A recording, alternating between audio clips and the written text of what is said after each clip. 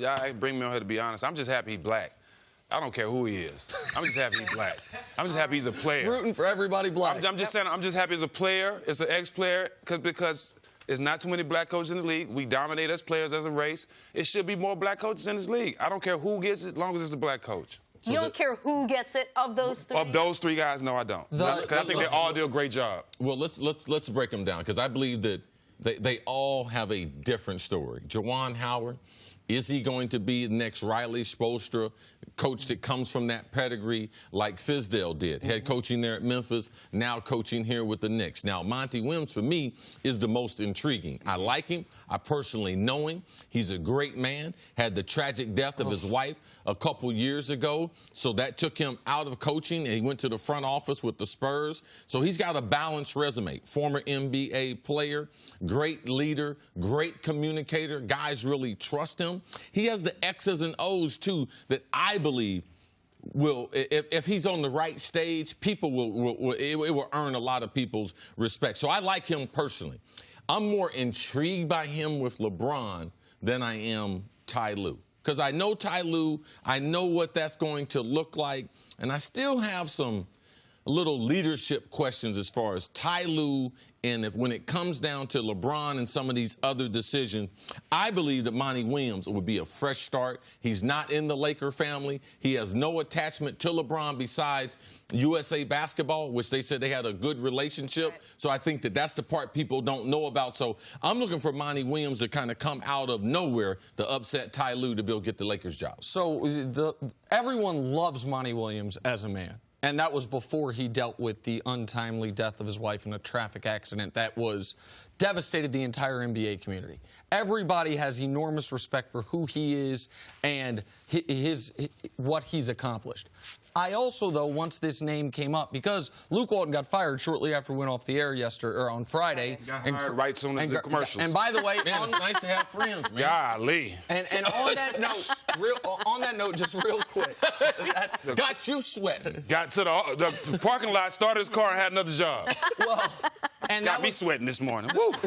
That was something that obviously, by the way, I was very declarative. Luke Walton's going to get fired, and no one's going to hire him to be an NBA head coach, at least not instantly. I was wrong on that. Now, I didn't do the math on the Kings being the Kings and firing Dave Yeager and just wanting Luke Walton, but I was dead wrong, so I got to own that. I said his next job would be University of Arizona at best. Instead, he gets a very interesting Kings team, so credit to Luke Walton.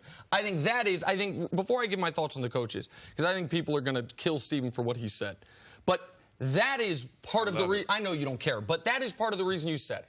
Is because Luke Walton, a former player who happens to not be a black former player, can get fired after a lot of people think didn't do a great job and get rehired in 15 minutes. Not even. And you got Juwan Howard, who's been trying to get his first coaching gig, grinding in Miami for a half-decade. Jerry Stackhouse took a team to the D-League championship. Right. Had to go to college to get a head coaching job. And so there is a real element of, and the way I explain it to people the easiest is, would it not seem odd to you if, let's just say 30%, not 70%, 30% of NHL coaches, hockey coaches, were black? Wouldn't you be like, well, that's intriguing?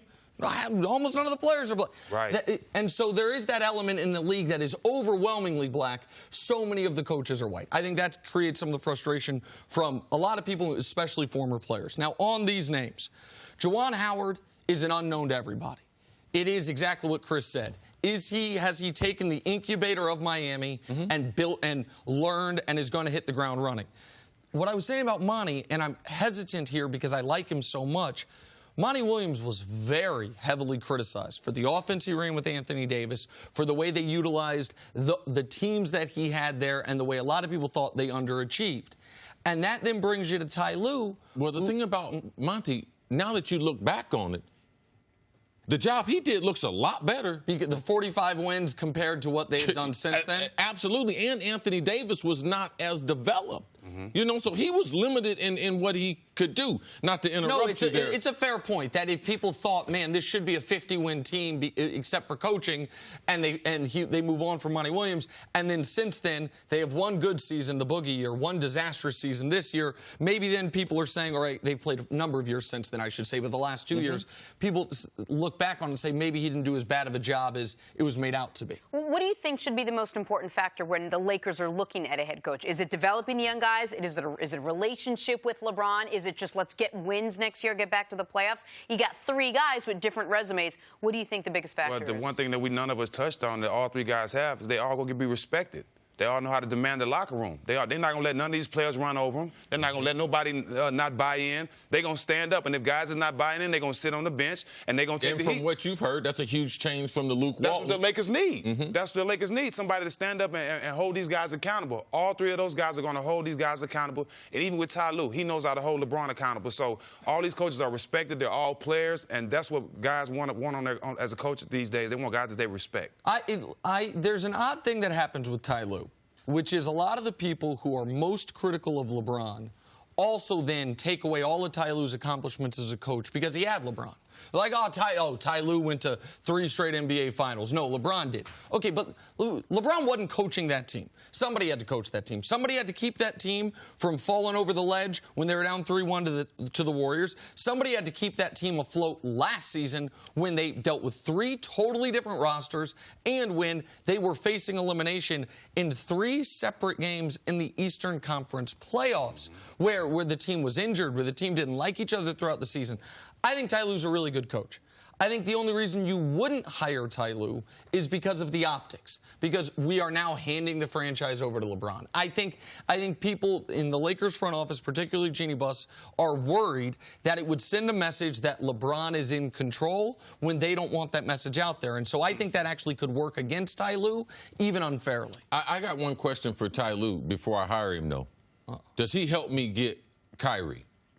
Okay? Because if he don't help me get Kyrie, then I might look for someone else. Because if he's not an advantage to that, because I question some of the X's and O's. I believe that in Cleveland he had more support than he's got in Los Angeles as far as getting key players. Oh, I need someone, a wing defender. Oh, they had a better job of going about that. So there's a lot of other Lakers questions I'm concerned about more so than who the coach is going to be. I would be totally fine if somebody talked to Kawhi's still playing, so it wouldn't be him. Kyrie still playing, but somebody talked to one of the free agents they're going after. If Kawhi said through a back channel, and he wouldn't, or Kyrie said, if you hire this coach, I will come here, then that's the coach they should hire. If there is a coach they could hire that will get them one of these guys, that is more important than anything else. So to Steve's point, not that Ty Lue would do that, but if Ty Lue would hurt your chance of getting Kyrie, I don't think he would, but if he would, you have to do that math as well. Yeah. Thanks for watching. Subscribe here to get the latest from the show. Also, be sure to check out more of the best clips from First Things First, or go watch a few segments from our other shows on FS1.